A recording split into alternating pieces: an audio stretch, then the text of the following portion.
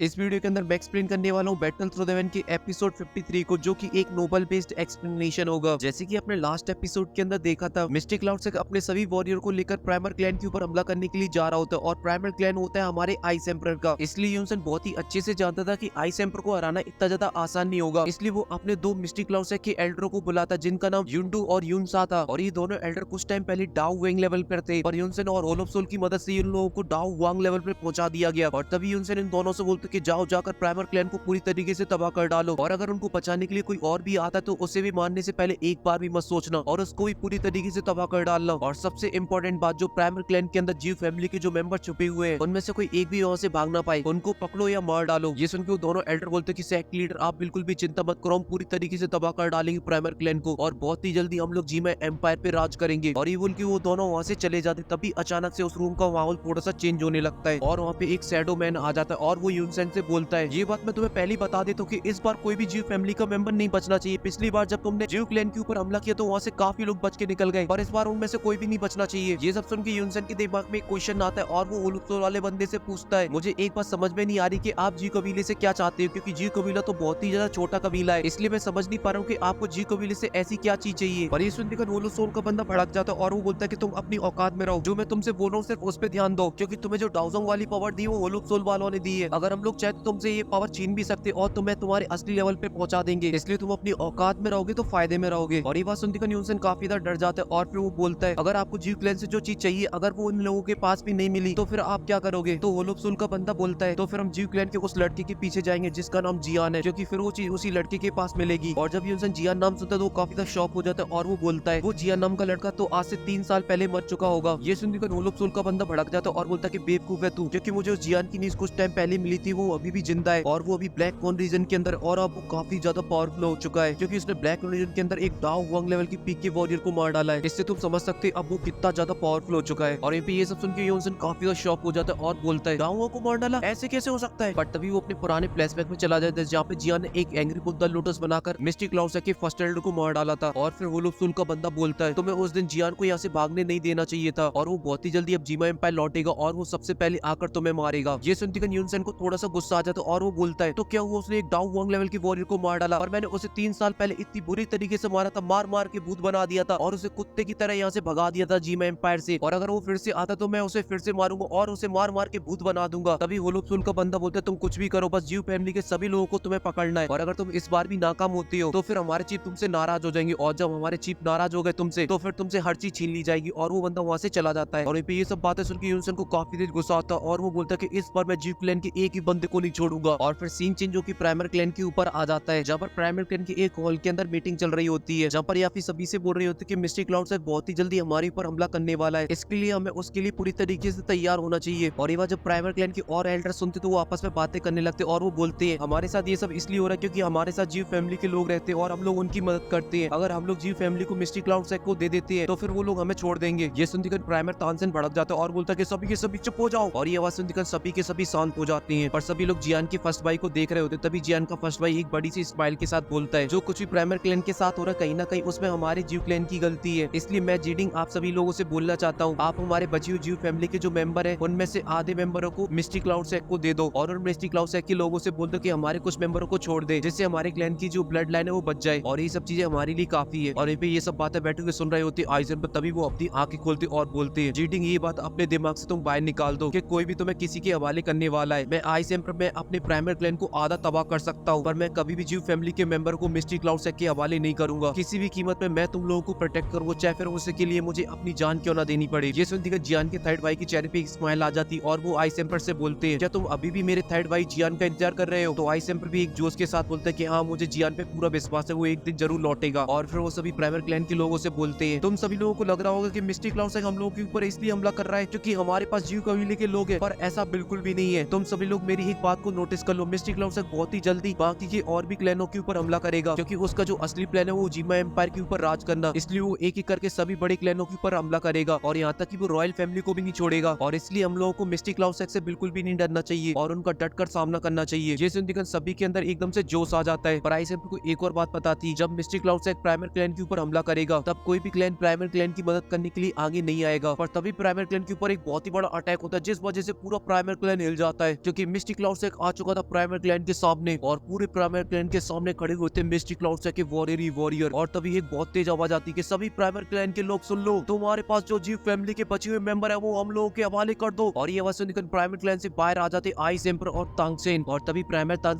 Ice emperor से बोलते कि अब हमें क्या करना चाहिए। तो आइस एम्पर बोलते ये भी कोई पूछने की बात है, क्योंकि हम लोग इनके सामने घुटने टेकने वाले तो बिल्कुल भी नहीं है, इसलिए जब तक लड़ेंगे जब तक है जान। बस मेरा एक ही आदेश है सभी लोगों से, जिसको भी मार सकते हो उसे मार डालो। और वहीं पे मिस्टिक क्लाउडसेक के लोग कंटिन्यू आते जा रहे होते प्राइमर क्लैन की तरफ, जिसे देखकर कैपिटल सिटी के लोग बोलते हैं मिस्टिक क्लाउडसेक एक ही बार में पूरी प्राइमर क्लैन को तबाह करना चाहता है, जिस वजह से उसने इतनी पावरफुल सेना को भेजा है प्राइमर क्लैन के ऊपर हमला करने के लिए। और यहाँ पे याफी ने भी सभी सेना को एकदम तैयार कर दिया होता है और उन सभी को आदेश दिया था कोई भी दिखाई दे मार डालो। और फिर जियान के भाई जीडिंग से बोलती कि अब आप जाकर छुप जाइए कहीं पर। ये सुनते जियान का भाई जीडिंग बोलता है याफी तुमको क्या लगता है कि मैं इतना ज्यादा कमजोर हूँ जो मैं जाकर किसी कोने के अंदर छुप जाऊँ। और ये बोलते वो अपनी दुईकी को बाहर निकाल लेता है, जिसे देखते आइस एम्पर बोलते अरे जीडिंग तुम तो डाउनलिंग पे पहुंच चुकी हो, इसलिए तुम यहीं पर याफी के पास रुको और उसकी मदद करो और मैं आगे जाकर मिस्टिक क्लाउडसेक के लोगों को रोकता हूँ। और ये बोलते आइस एम्पर अपनी दुईकी को बाहर निकाल लेते हैं, जिस वजह से वहाँ के पूरे माहौल में आइस ही आइस फैल जाती है। इस भौकाली पावर को देख के सभी एकदम बोलते ये आ गया फाइनली आइस एम्पर अपनी असली रूप में, और ये कोई असली डाउ वांग। तभी एक आवाज आती है मिस्टिक क्लाउडसेक से, अबे तुम्हें क्या लगता है कि तुम इस पावर से हम सभी लोगों को अकेले हरा दोगे। तभी आइस एम्पर उस आवाज की तरफ देखते और आइस एम्पर देखते काफी ज्यादा शॉक हो जाते और वो बोलते हैं युंडू और युनसु तुम दोनों कब डाउ वांग पे पहुंच गए। तो युंडू बोलता है हाइबोदोंग तुम्हें क्या लगता है कि सिर्फ तुम ही डाउ वांग पर पहुंच सकते हो। पर तभी प्राइमर तांगसेन आइस एम्पर से बोलते हैं ये दोनों तो 3 साल पहले सिर्फ डाउ वांग के 4 स्टार पर थे और फिर इतनी जल्दी डाउ वांग पर कैसे पहुंच गए। तो आइस एम्पर उनको ध्यान से देखते और बोलते हैं मुझे लगता है कि युनसेन ने कोई स्पेशल तरीके की टेक्निक का यूज किया, जिस वजह से इन लोगों की फोर्सफुली उसने पावर को बढ़ा दिया है। तो ये सुनते प्राइमर तांगसेन बोलते कि अब हमें क्या करना चाहिए। तो आइस एम्पर बोलते कि हम लोगों को एक एक बंदे को संभालना होगा और मैं जल्द से जल्द अपने अपोनेंट को मारने की कोशिश करूंगा और तुम तब तक अपने अपोनेंट को रोक के रखना, और जैसे मैं अपने अपोनेंट को मार दूंगा वैसे मैं तुम्हारी मदद करने के लिए आ जाऊंगा और फिर अपन दोनों मिलकर उसको भी मार डालेंगे। और फिर बाद में जो मिस्टिक क्लाउडसेक के जो वॉरियर बचेंगे उनको हराना मुझे नहीं लगता कि इतना ज्यादा मुश्किल होगा। तभी वो एल्डर फिर से आइस एम्पर से बोलते कि मैं तुम्हें लास्ट टाइम मौका दे रहा हूँ, चुपचाप से जीव फैमिली के लोगों को मेरे हवाले कर दो। तो ये सुन के आइस एम्पर बोलते भाड़ में जाओ तुम सभी लोग, हम सभी लोग तुम्हारे सामने बिल्कुल भी हार नहीं मानेंगे, चाहे फिर वो बुड्ढा युनसेन क्यों ना आ जाए। ये सुन उन दोनों एल्डरों की सटक जाती और वो कहते बहुत वो इन लोगों का, इसलिए सभी मिस्टिक क्लाउडसेक के वॉरियर जाओ और सभी प्राइमर क्लैन के लोगों को मार डालो। ये सुन सभी मिस्टिक क्लाउडसेक के वॉरियर प्राइमर क्लैन के लोगों के ऊपर टूट पड़ते हैं। तो प्राइमर क्लैन के वॉरियर भी कहाँ किसी से पीछे रहने वाले होते हैं, तो वो भी मिस्टिक क्लाउडसेक के वॉरियर के ऊपर हमला कर देते रेड तीरों से। और जो रेड तीरों की संख्या होती है वो काफी ज्यादा होती है और जब वो मिस्टिक क्लाउडसेक के वॉरियर के अंदर लगते हैं तो बहुत सारे मिस्टिक क्लाउडसेक के वॉरियर मारे जाते हैं और बहुत सारे जख्मी होते जाते हैं। और इस पर युंडू और युनसा आइस एम्पर को मारने के लिए आगे बढ़ने लगते हैं। तो प्राइमर तांगसेन भी आगे आ जाते और बोलते हैं क्या तुम दोनों क्या मेरे बारे में भूल गए क्या। तो युंडू बोलता है बिल्कुल नहीं, तुम्हारे लिए मैंने कुछ स्पेशल सोच रखा है। तभी वहाँ पे 2 और डाउ वांग लेवल के एल्डर आ जाते हैं और उन दोनों का नाम युनफू और युनजी था और वो प्राइमर तांगसेन के सामने आ जाते और बोलते हैं तुम्हारे इस प्राइमर क्लैन की वजह से हमारे सेक्ट लीडर काफी था गुस्से में, इस वजह से आज हम लोग इस प्राइमर क्लैन को पूरी तरीके से तबाह कर डालेंगे। ये सुनकर प्राइमर तांगसेन भड़क जाती और वो अपनी पावर को रिलीज करते और जाकर उन दोनों एल्डरों से भिड़ जाते और वो भी अभी डाउ वांग लेवल पर और वो दोनों एल्डर भी डाउ वांग लेवल पर है और उन तीनों को बीच में लगे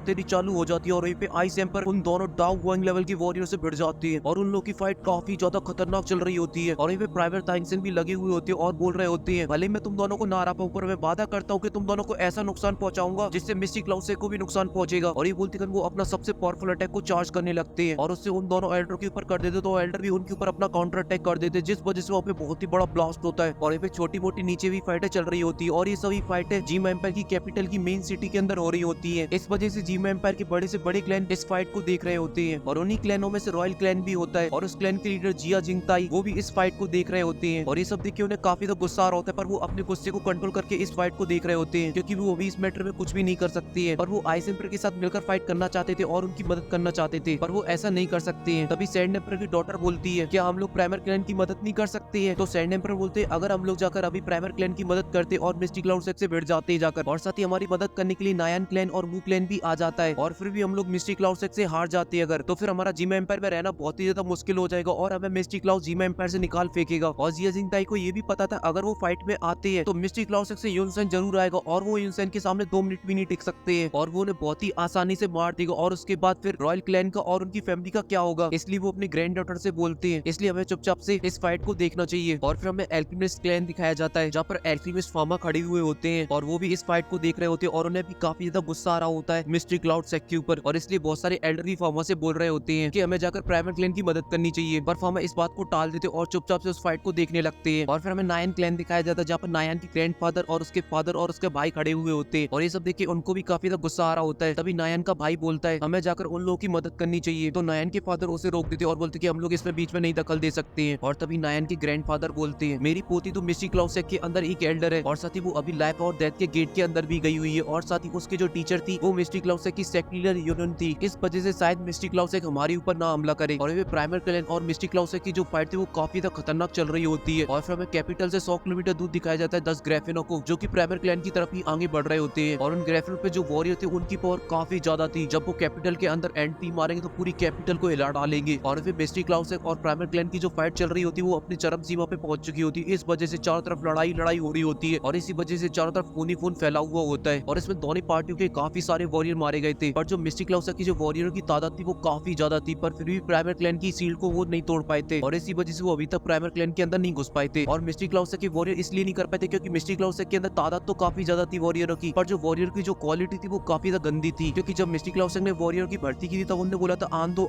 जो आ रहा है आन दो। उन्होंने सभी को मिस्टी क्लाउसेक के अंदर जोड़ लिया था। और फिर हमें प्राइमर तानसेन दिखाए जाते जो कि अपने वॉरियर के साथ फाइट कर रहे होते। तभी वो दोनों वॉरियर अपने अटैक को चार्ज करने लगते हैं और जब दोनों के अटैक पूरी तरीके से चार्ज हो जाते हैं वो कंबाइन करके प्राइमर तानसेन के ऊपर कर देते, जिस वजह से वो अटैक उनमें जब लगता है वो जाकर सीधा जमीन के ऊपर गिरते और उनके मुंह से खून निकलने लगता है। ये देखकर वो दोनों एल्डर बोलते हैं प्राइमर तानसेन अपनी जिद को छोड़ दो और हमारे सामने घुटने टेक दो। पर प्राइमर तानसेन उठते और बोलते कि पुष्पा झुकेगा नहीं साला। और फिर वो आइस एम्पर की तरफ देखते जब भी आइस एम्पर अकेले उन दोनों डाउन लेवल की वॉरियर से भिड़ रहे होते हैं। और भले ही दोनों डाउन लेवल पर हो पर ये अभी भी 1v1 में आइस एम्पर से बहुत ही ज्यादा कमजोर थे, इसलिए दोनों मिलकर आइस एम्पर को एकदम बराबरी की टक्कर दे रहे होती है। और उनकी फाइट देखिए प्राइमर तानसेन को समझ नहीं आ रहा होता कि इनमें से कौन जीतेगा। और साथ ही उनको ये भी समझ में नहीं आ रहा होता कि इस वीडियो को इतना ज्यादा लंबा क्यों खींचा जा रहा है, इस वीडियो को यहीं पे खत्म क्यों नहीं किया जा रहा है। क्योंकि असली वजह तो नेक्स्ट वीडियो के अंदर आने वाला जो कि क्यूट लव फेरीलैंड पे आएगी, जहाँ पर हम देखेंगे आइस एम्पर को हारते हुए। पर फिर वो सर कटाने के लिए तैयार पर झुकाने के लिए तैयार नहीं है। और फिर आइस एम्पर को बचाने के लिए वहाँ पे जियान भी आएगा। इसलिए इस वीडियो को ज्यादा से ज्यादा लाइक करिए, चैनल को सब्सक्राइब करिए और मैं मिलूंगा आपसे नेक्स्ट वीडियो में। तब तक के लिए बाय।